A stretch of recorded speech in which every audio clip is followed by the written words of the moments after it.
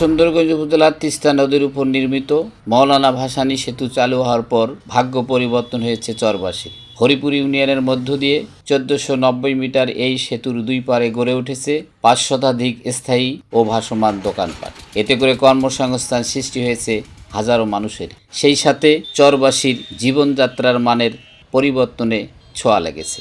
এখানে চর ছিল আর কি, দোলা জায়গা ছিল। এখানে মনে করেন ব্রিজ হওয়ার থেকে আমরা এখানে ব্যবসা বাণিজ্য করতেছি।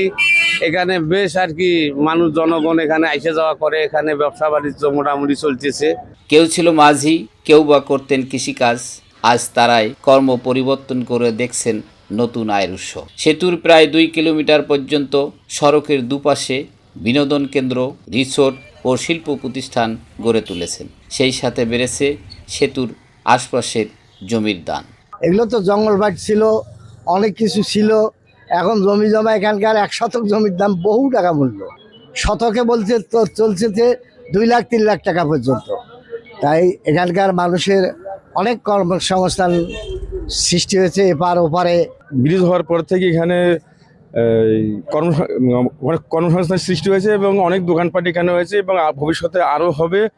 এবং এখানে আরও শুনতেছি যে বেশ কিছু প্রজেক্টও এখানে হওয়ার চিন্তা ভাবনা চলতেছে আর কি। চোখ ধাঁধানো লাইটিং আর নদীর উপর কংক্রিটের খুঁটি দিয়ে বাহারি সৌন্দর্যে গড়ে উঠেছে একাধিক বিভিন্ন ফাস্টফুডের দোকান। সেখানে বিনোদন প্রেমীরা খাবার স্বাদ গ্রহণ করতে প্রতিদিন ভিড় করছেন। একটি দোকান থেকে প্রতিদিন প্রায় ৩০ থেকে ৫০ হাজার টাকার বিক্রি হচ্ছে বলে জানিয়েছেন ব্যবসায়ীরা। আমাদের এই জায়গাটা মার্কেট পাইছে, তবে আমরা চাই কাস্টমাররা আরও আমাদের এখানে আসুক, আপনারা ওয়েদারটা ভালো করব, খাওয়ান দাওয়ান আরও ভালো দেবো। একটু বিনোদনের খোঁজে আসা মানুষজন নদীর পাড় থেকে ভাসমান খাবারের দোকানে আড্ডায় মজে ওঠেন। ফুচকা, চটপটি, বিভিন্ন খাবারের দোকানের পসরা নিয়ে হাজির দোকানিরা। প্রতিদিন বিক্রি করছেন ৭০০ থেকে ১,০০০ টাকা। ব্যবসা বাণিজ্য এখানে করতেছি, মোটামুটি সংসার টাকটুক চলতেছে। আমরা এখানে বেশ ভালোই আর কি দোকানদারি করতেছি। শুধু খাবার দোকানে নয়, সেতুকে কেন্দ্র করে গড়ে উঠেছে ছোট বড় অনেক বিনোদন পার্ক।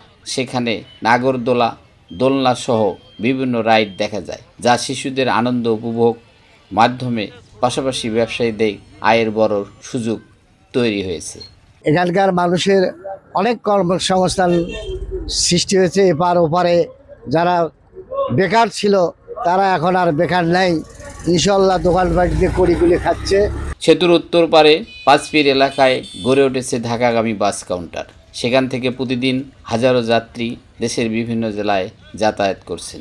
এতে করে অনেকের কর্মসংস্থান সৃষ্টি হয়েছে, পাশাপাশি কৃষিপণ্য পরিবহন সহজ হয়েছে।